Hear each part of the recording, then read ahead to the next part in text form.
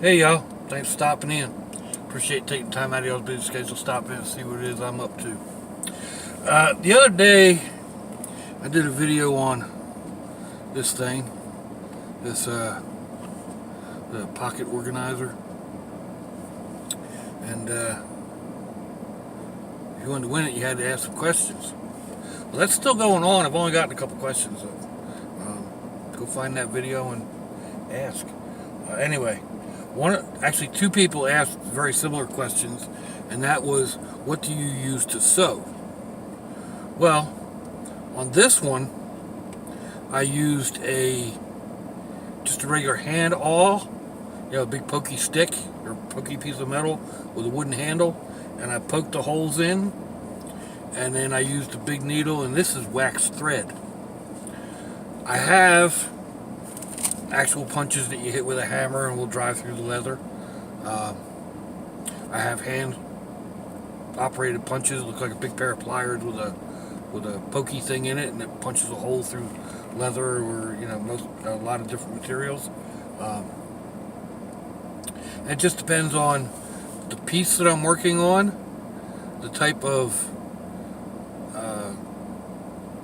material I want to use to sew it with. I can use cotton thread, cotton string, like this.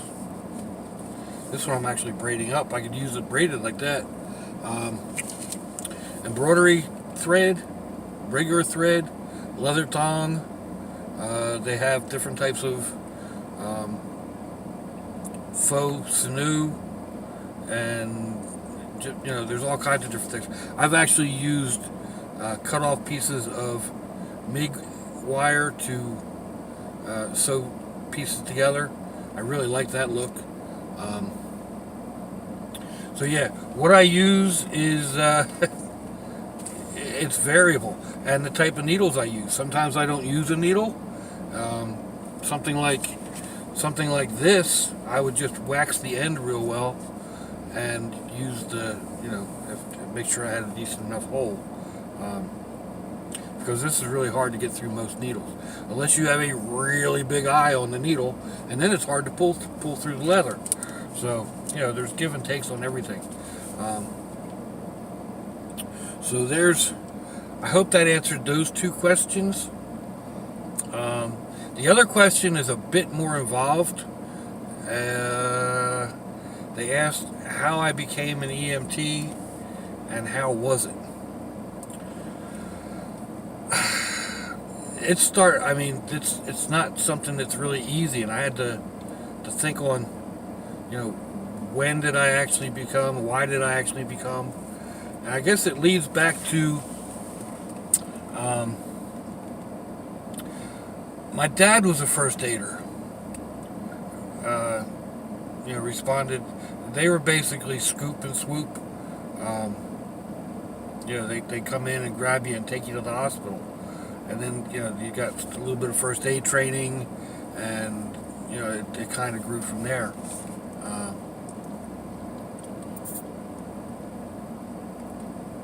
Excuse me. I was always a good swimmer, so I took junior life-saving courses, and that entailed getting CPR classes and basic first aid. And then when I became old enough, I took I got my actual life-saving lifeguard certificates, and of course, that required more training, a little bit more in-depth first aid and CPR. I worked as a lifeguard around the county I grew up in, well, my teenage years anyway. I worked several lakes and several pools. We had one serious incident where two little kids drowned at one of the pools, or one of the lakes that I was in charge of. We pulled the babies out of the water and started CPR, and of course, the crowd kind of gathers in, and trying to do CPR and hollering at people to back off, and I went down to give a breath, and the child aspirated, Just as I went down, I got a mouthful, and I turned around and I hit this woman from the waist down and emptied the contents of my stomach. Oh man! But anyway, that was where it started. I joined the local first aid squad, volunteer emergency unit. You know, part of that, I mean, I guess part of it was fun. You had the blue lights on the front of the car or on the roof of the car or wherever, and when the siren blew, you got to race through traffic and you run the wrong way on one-way streets. And I don't know if it was actually legal, but everybody seemed to do it. But that wasn't it. I mean, part of it was aggravating. I mean, you're sitting down and you got dinner, dinner's in front of you, and you just get a bite, or you might not even get a bite, and your pager goes off and the siren starts, and you got to drop what you're doing and run, and you don't know what it's going to be. It could be something simple. Somebody fell down a step and broke their leg, and you got transported them to the hospital. It could be a major traffic accident or a huge fire, and you don't get home for 2 days. So it's got its, I mean, yeah, it gets your adrenaline running, and there's a feel good thing about it, but it's a lot of work. You have to go to, there's a lot of classes you have to go to. Even like becoming a firefighter. I was a volunteer firefighter also. There's classes you have to attend there.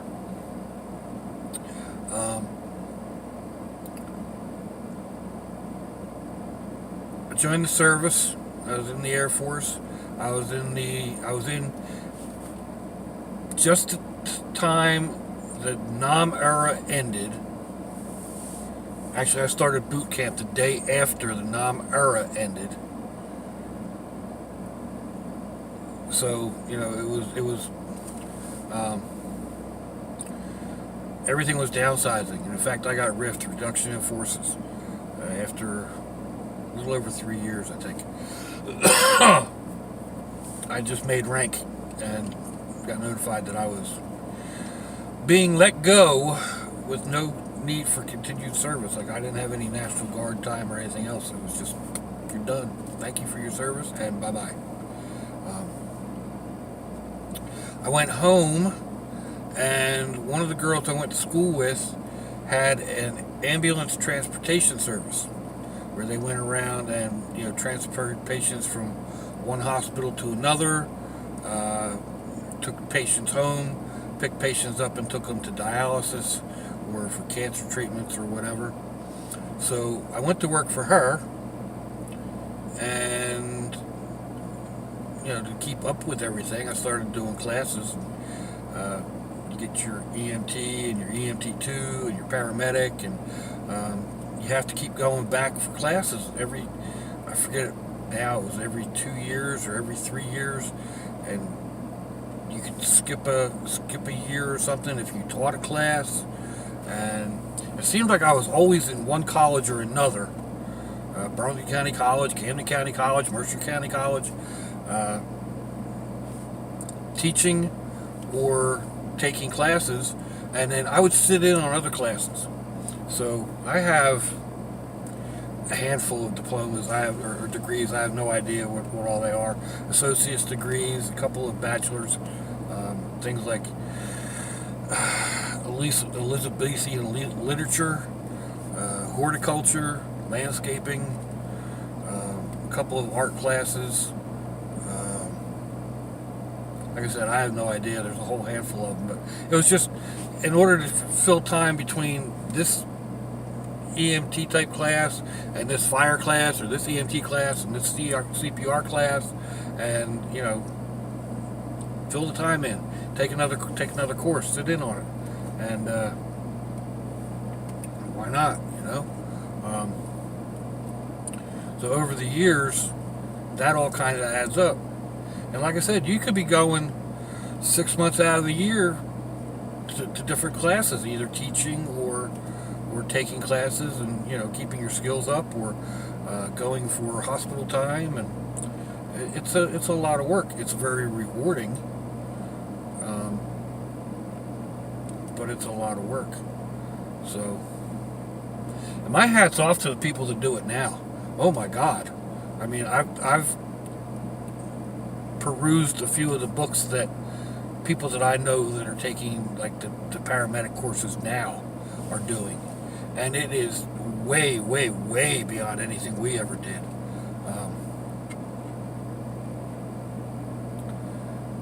I mean, they are almost trauma nurses the way it is now. That's why, like when you're you go into the emergency rooms at many of our local hospitals, and there are paramedics there who will start the IVs for the nurses with an ultrasound type machine and stuff like that, because they are actual almost literally trauma nurses. So it's a totally different field today than it was 30. I'm trying to remember how old my son is. At least 30 years ago. I think he was 5 or 6 when I hung up my badge, and that was traumatic. It's one of those things.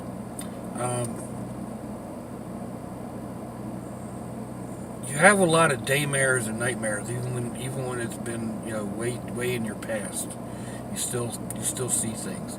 I still respond when I hear sirens going down the road. I still get that feeling in the pit of my stomach when I don't know where my loved ones are, or if I think they're on the road and I said, you hear a siren.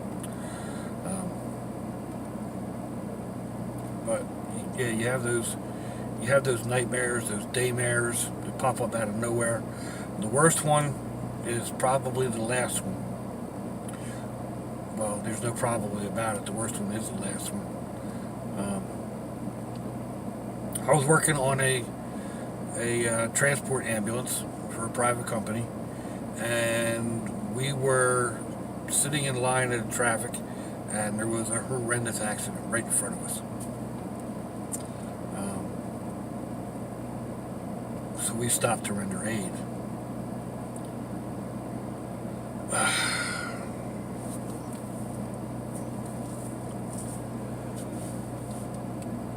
They were coming from the store. The mother had just bought shoes or something. I don't remember. This was back before all the baby chairs and stuff like that were such a big thing. And I guess the kid had been standing in the back seat, because he came flying forward and hit the mirror.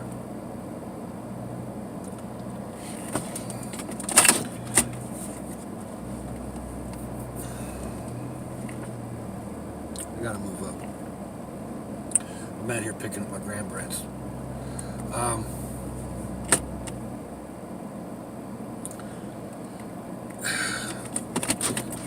About the most horrendous thing I have ever seen, and I ever want to see, and I see it all the time.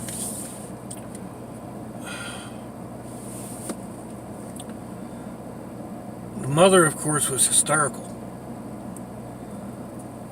but I couldn't come up with the compassion for her.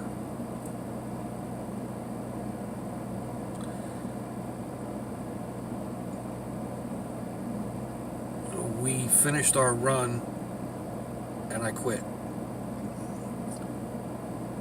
And I quit the volunteer squad. I quit the fire department.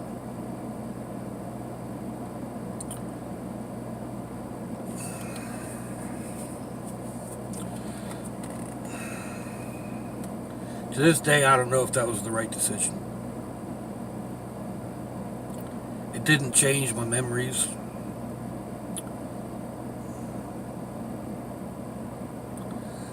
I really don't know. I don't know.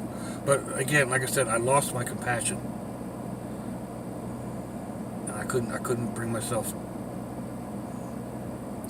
couldn't bring myself to do it anymore.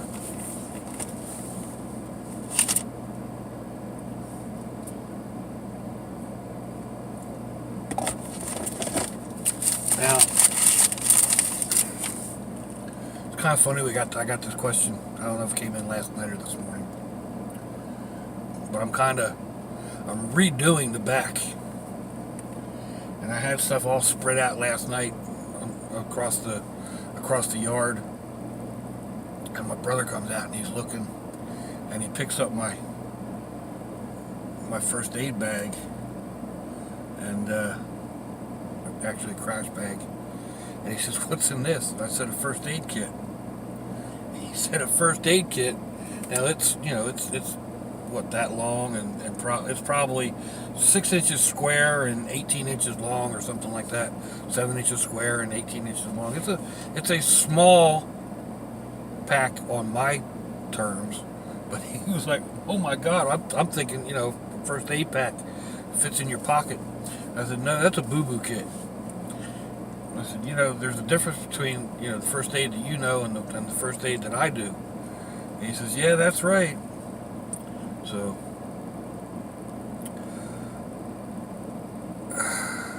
anyway, if necessary, I can do what's needed to be done. I don't feel the need to go out and chase it any longer. Like I said, the memories are still,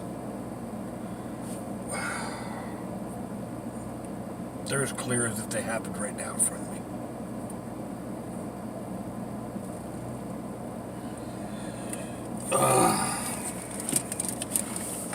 Anyway, now what did I just do with that thing?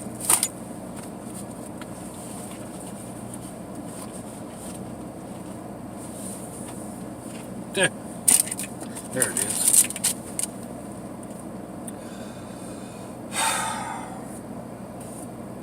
Let me know what you think, folks. Give me a thumbs down or thumbs up. Leave me a comment wherever it is y'all leave comments on your internet access device of choice. If you'd like to share me around on social media, that'd be fandoculous. If you'd like to check me out on Facebook, Instagram, or Imager, I'll eventually have some links down in the description box. I'll have some links eventually to similar videos, to the one where I talk about this and ask for the questions.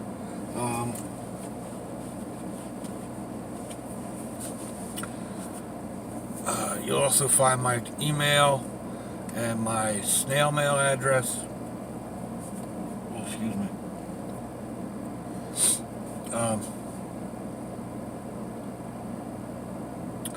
October is Breast Cancer Awareness Month.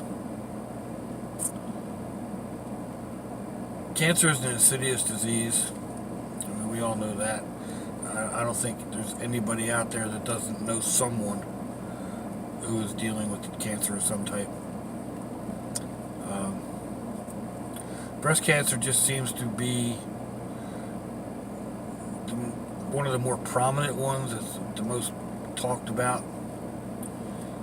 Maybe it's just because I'm so close to it that I see it more. I don't really know, but it seems like it. Although it's more prevalent in women, it affects men. Something like 1 in 1,000 men have breast cancer. It affects children. It doesn't care if you're rich or poor. It doesn't care what your status is in life. Cancer will rock your world.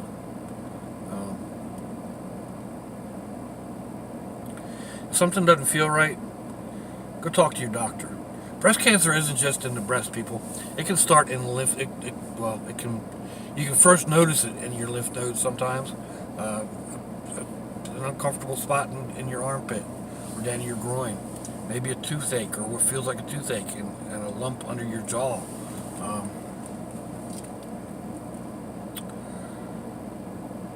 If something doesn't feel right, just go talk to a doctor. If your loved ones are nearby, give them a kiss and a hug. If they're not, give them a call. Hit them up on Facebook. Let them know you love them. Let them know you think about them. We're not promised tomorrow, people. If you're estranged, forgive, forget, apologize. You may not get another chance. Maybe they won't get another chance. Perhaps it's you knocking on them pearly gates. I hope not. I hope to see y'all again. Until I do.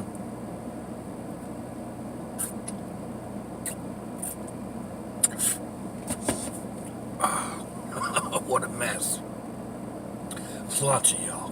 Bye-bye.